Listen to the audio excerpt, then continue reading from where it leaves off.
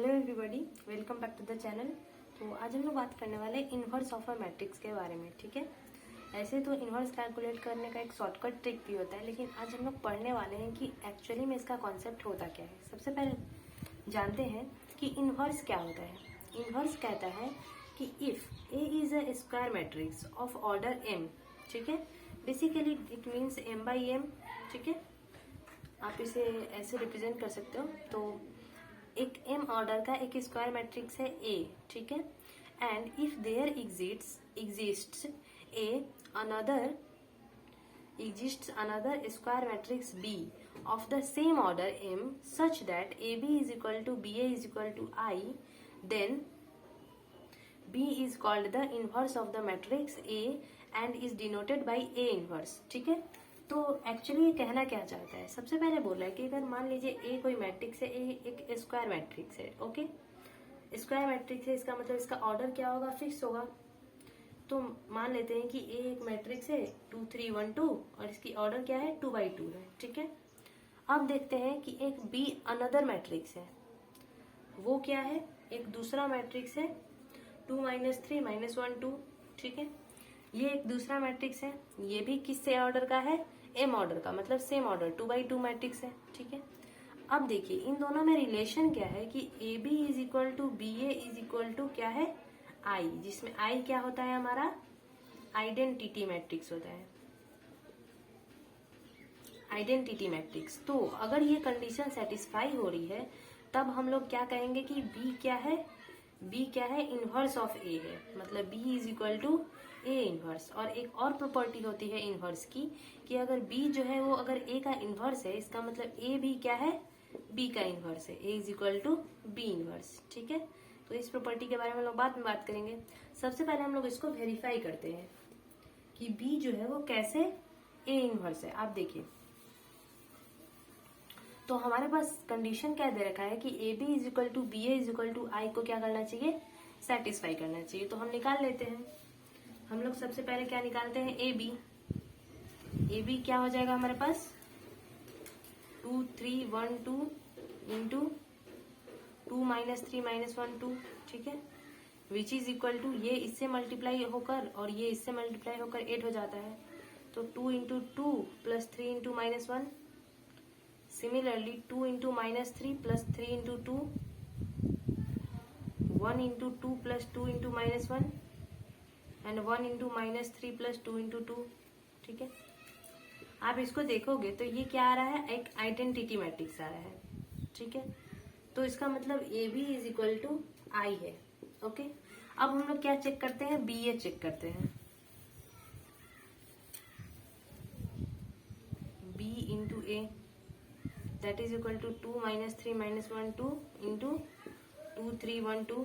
ठीक है, इसको चेक करते हैं तो ये कितना आएगा, 2 × 2 + -3 × 1, 2 × 2 + -3 × 1, फिर 2 × 3 + -3 × 2, यहाँ हो जाएगा -1 × 2 + 2 × 1 और यहाँ हो जाएगा -1 × 3 + 2 × 2। ठीक है, इसको आप करोगे तो ये भी क्या आ रहा है, एक आइडेंटिटी मैट्रिक्स आ रहा है, मतलब that is equal to I. इसका मतलब हमारे पास क्या आ रहा है, A B is equal to I और B A is equal to I. इसका मतलब हम इससे ये नहीं लिख सकते हैं कि A B is equal to B A is equal to I, लिख सकते हैं और इससे ही ये भी प्रूफ हो जाए। तो अगर ऐसा कंडीशन है, मतलब ये कंडीशन क्या हो रहा है, हमारा सेटिस्फाई हो रहा है, तब हम क्या लिखेंगे कि B is equal to A inverse है। ठीक है, और अभी मैंने बताया कि अगर बी ए का इनवर्स है, इसका मतलब ए भी क्या है, बी का इनवर्स है। ओके, और ये जो ए मैट्रिक्स है उसको हम लोग क्या कहते हैं, इन्वर्टिबल मैट्रिक्स कहेंगे। अगर उसका इनवर्स एग्जिस्ट कर रहा है तो हम उस मैट्रिक्स को क्या कहेंगे, इन्वर्टिबल मैट्रिक्स कहेंगे। ओके, अब देखिए इनवर्स के भी कुछ प्रॉपर्टीज होते हैं। लाइक इनवर्स जो होगा वो हमेशा यूनिक होगा। इनवर्स कभी भी किसी भी मैट्रिक्स का 1 2 3 4 नहीं हो सकता है, उसका सिर्फ एक ही इनवर्स एग्जिस्ट करता है और वो अपने आप में क्या होगा, यूनिक होगा। तो सबसे फर्स्ट पॉइंट क्या हो जाएगा आपका कि inverse of a matrix is always unique. Okay, अब देखिए दूसरी प्रॉपर्टी क्या होती है कि ए और बी का ऑर्डर जो होना चाहिए वो क्या होना चाहिए, हमेशा सेम होना चाहिए, ठीक है, जिसकी वजह से रेक्टेंगुलर मैट्रिक्स का इन्वर्स नहीं होता है, क्योंकि रेक्टेंगुलर मैट्रिक्स में ऑर्डर सेम नहीं होते। तो rectangular matrix does not possesses inverse, इनके इन्वर्स क्या होंगे, होते ही नहीं है, एग्जिस्ट नहीं करते हैं। थर्ड, कि अगर कोई मैट्रिक्स है जिसमें ए बी का अगर होल इन्वर्स दिया हो तो ये किसके इक्वल होगा, B inverse into A inverse के इक्वल होगा। ओके, अब देखिए, और कि अगर A is equal to B inverse है then B is equal to भी क्या होगा, ए इन्वर्स होगा। ओके, तो इस तरह से हम लोग इन्वर्स के जो कुछ प्रॉपर्टीज होते हैं उनके बारे में डिस्कस किए। अब हम लोग देखते हैं कि अगर हमें किसी मैट्रिक्स का इन्वर्स निकालना है तो हम कैसे निकालते हैं।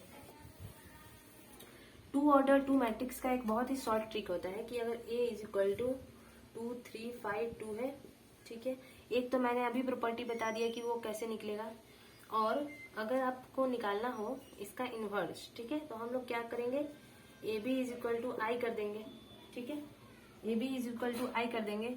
अब बेसिकली हमें करना क्या है कि हमें इस ए को आइडेंटिटी एलिमेंट बनाना है। क्या करना है, इसे, इसमें ऑपरेशंस यूज करके हमें क्या करना है, ए को आइडेंटिटी एलिमेंट बनाना है, ठीक है। तो हम लोग एक क्वेश्चन कर लेते हैं।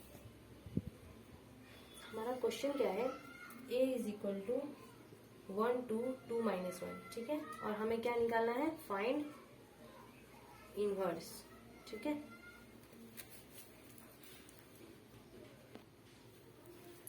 ठीक है, तो सबसे पहले हम लोग क्या करेंगे कि a इज इक्वल टू आई ए लिखेंगे, जिसमें हमारा ये वाला a क्या है, बेसिकली इन्वर्स है। तो अभी हम देखते हैं कैसे बनाएंगे। a हमारा ओरिजिनल मैट्रिक्स है और i के जगह हम लोग आइडेंटिटी मैट्रिक्स यूज करेंगे सेम ऑर्डर का, ठीक है। ये 2x2 है तो आइडेंटिटी मैट्रिक्स भी हम 2x2 का रखें।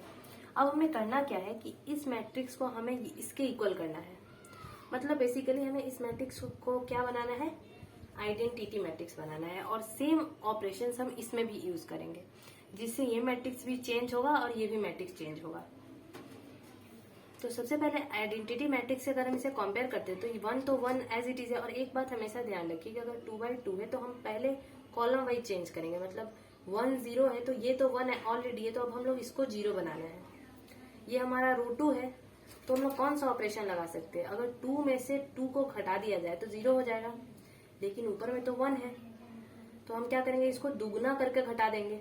तो क्या बनाएंगे हम, R2 बन जाएगा आपको R2 माइनस 2 इंटू R1, क्योंकि R1 क्या है, 1 है, इसको हम 2 से गुना कर दिए, और R2 क्या है, 2 है, तो ये क्या बन जाएगा, 2 माइनस 2 0। तो यहाँ पे क्या हो जाएगा आपको 1 2, और रो 2 चेंज हो रहा है तो 2 माइनस 2 हो जाएगा 0, और फिर -1 और -2 इंटू 2, इसमें भी चेंज होगा, ऐसा नहीं सिर्फ इसको चेंज करना है, ये भी रो 2 है, तो -1 और -2 into 2 that is equal to -5। तो यहाँ क्या आ जाएगा, -5 आपका आ जाएगा। इसमें भी हम लोग सेम ऑपरेशन यूज कर देंगे, तो हमारा क्या हो जाएगा, यहाँ पे चेंज होकर यहाँ आ जाएगा आपका 0 -2 इंटू 1, ठीक है, 0 -2 इंटू 1, तो यहाँ पे आ जाएगा आपको इतना 0 और -2 इंटू 1 है तो -2, और 1 इंटू -2 इंटू 0 है तो 1 ही रहेगा, ठीक है।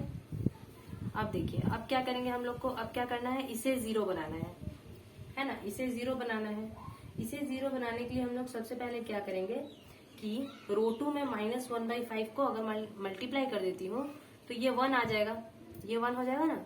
इसे हम लोग इसलिए कर रहे हैं क्योंकि हमारा डायरेक्टली हम 2 को 0 नहीं कर सकते, तो हम क्या करेंगे, इसको चेंज करके 1 ला सकते हैं। ये -5 है तो -5 को अगर -1/5 से मल्टीप्लाई कर दिया जाए तो ये 1 आ जाएगा ना, तो हम लोग यही करने वाले हैं।